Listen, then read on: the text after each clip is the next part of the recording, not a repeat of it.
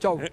Bienvenidos a Desafío 2022, un día muy caliente en lo político, de verdad muy caliente, muy de altísima temperatura, un conflicto que nadie sabe cómo va a terminar. Y atención, porque hoy se reunió, durante mucho tiempo se reunieron los gobernadores peronistas con el presidente de la Nación, había posiciones de verdad muy duras, muy extremas, hay calentura política muy fuerte. Vamos al comunicado del gobierno porque me parece que ahí explica bastante qué es lo que se viene. Voy a tratar de explicarlo yo en términos lo más llano que pueda, ¿no? El comunicado del gobierno es el siguiente.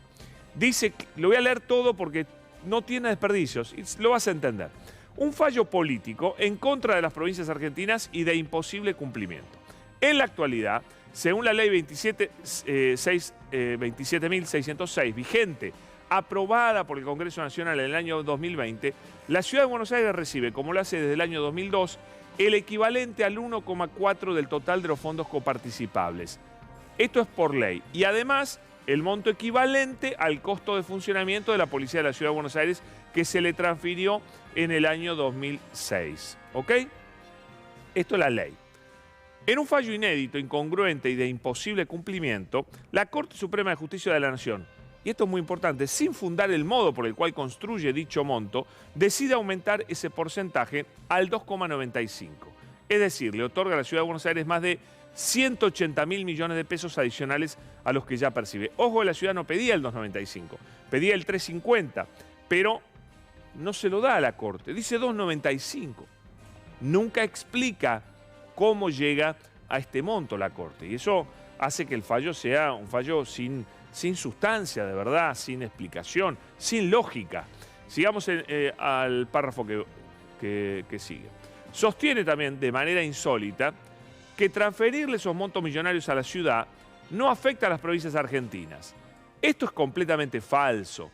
Esos recursos saldrían del presupuesto nacional que se ejecuta en políticas públicas en todo el territorio de la nación. A ver si lo entiendo.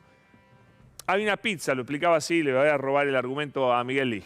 Hay una pizza, ponele que la mitad se la llevan, se reparten las provincias, la otra mitad se la queda la nación. De la parte de la nación le corresponde un pedacito a la ciudad de Buenos Aires. Todo lo que le queda al Estado, a la nación, ¿no es cierto? Todo lo que es la plata del presupuesto nacional. Yo le pregunto a los jueces de la Corte Suprema, que creo que alguna formación tienen, ¿no? ¿Dónde se gasta? Si, por ejemplo, se está haciendo un acueducto que se está haciendo muy importante en el Chaco, con fondos del Estado Nacional, porque el Chaco no tiene fondos para sostener semejante obra. Es plata del Estado Nacional que se ejecuta en Chaco.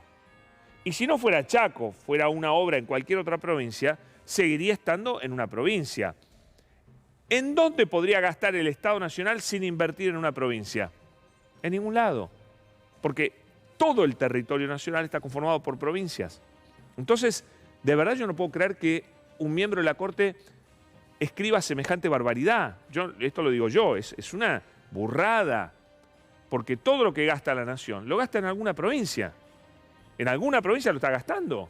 Si lo gasta en una frontera, si lo gasta en una obra, si sostiene alguna cuestión educativa o lo que sea, cualquier partida de cualquier tipo, todo se gasta en provincias. No hay dónde gastarlo sino. En Uruguay, yo decía irónicamente, que ¿dónde lo va a gastar el Estado Nacional? En Uruguay, ahí sí, no sería ninguna provincia. Entonces decir que lo que gasta la nación no afecta a las provincias, si se lo lleva a la ciudad no afecta a las provincias, y por supuesto que afecta, porque es una sola torta, y si sale para la ciudad, no sale para las provincias. Entonces, todo recurso que se le sustraiga al Estado Nacional para aplicarlo en la Ciudad de Buenos Aires, se le sustrae a las provincias. ¿A quién más? Sino a ellas. Entonces, ¿cómo se puede decir que esto no afecta a las provincias? Mirá lo que va a pasar. Dice, ¿había terminado? Bueno, en síntesis, es un fallo político de cara al año electoral. Yo diría que acá lo que falta agregar es que, porque para mí todos los fallos son políticos, es un fallo político partidario. Esta corrección le haría el comunicado. Es un fallo político partidario. Y esto es grave. de cara al año electoral. La Corte Suprema pretende sustraerle recursos a todas las provincias para dárselos al jefe de gobierno de la ciudad. Esta medida es, en las condiciones actuales, de imposible cumplimiento, toda vez que el Congreso Nacional aprobó por ley el presupuesto 2023 sin contemplar crédito presupuestario para tal finalidad. Agrego algo más. El presidente no puede incumplir el presupuesto y no puede, por la ley de endeudamiento que se firmó, se aprobó por el acuerdo con el fondo, no puede ir a buscar nuevo financiamiento para esa plata. Entonces, ¿de dónde la saca? ¿De dónde va a sacar Alberto Fernández esta plata para dársela a la ciudad? Por supuesto no tiene de dónde, no tiene cómo. Pero además no lo va a hacer por lo que viene ahora.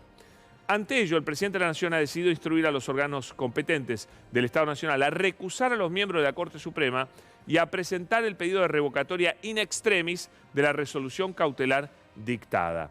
Y explico esto.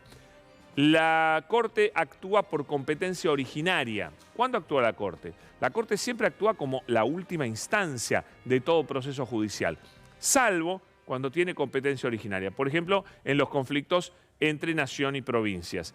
En este caso, lo decía el otro día Miguel Licht, ni siquiera debería haber actuado la Corte porque es en conflictos entre el Estado y las provincias, no entre el Estado y la Ciudad de Buenos Aires, que no es una provincia. Así que está mal la competencia originaria de la Corte. Saca eso igual, correlo. De todos modos, al ser competencia originaria, bueno, uno puede impedir una revisión del fallo, porque si no, solo habría una instancia, no habría nunca doble conforme, que es lo que se requiere para que una sentencia, bueno, pueda entrar en situación de cosa juzgada, si no. Ahora le voy a consultar al doctor Andrés Gil Domínguez, que ya está llegando acá para charlar, pero lo que dice el gobierno es, nosotros presentamos el recurso in extremis, vamos a la Corte a que revise su fallo. Y los recusamos a los miembros de la Corte por haber ya fallado, con lo cual la Corte deberá convocar a conjueces para que estudien este fallo y, bueno, puedan convalidarlo o no. Y entiendo que los conjueces serán presidentes de cámaras nacionales de las provincias. Esa es la información que yo tengo, con lo cual la visión capaz que cambia un poquito de tan centralista que tiene la Corte Suprema.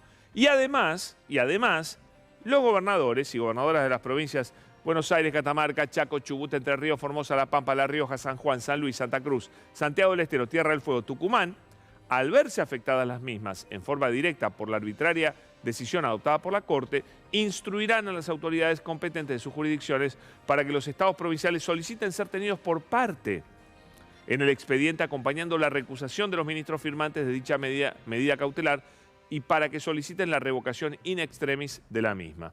Firma Alberto Fernández el comunicado del presidente de la Nación.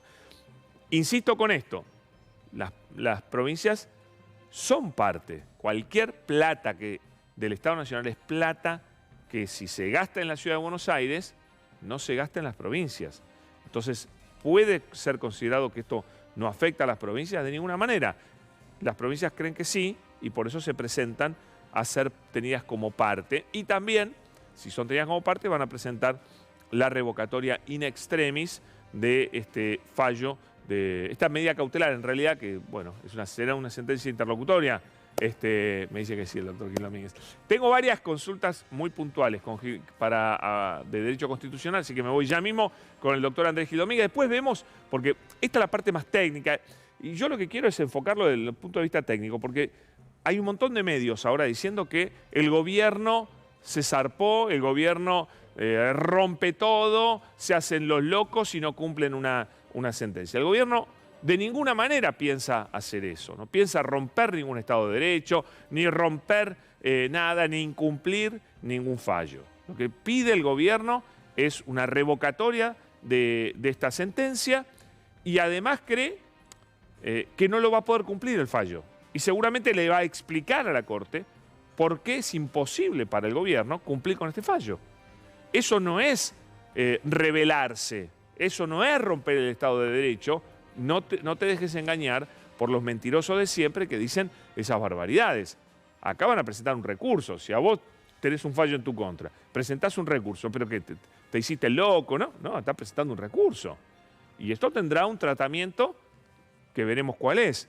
Pero nadie acá está rebelándose y dice, no, hay que tirar esto a la Merkel, no hay que darle bola a la Corte. No, por supuesto que no es eso. Entonces guarda con los títulos mentirosos de algunos medios. Me voy a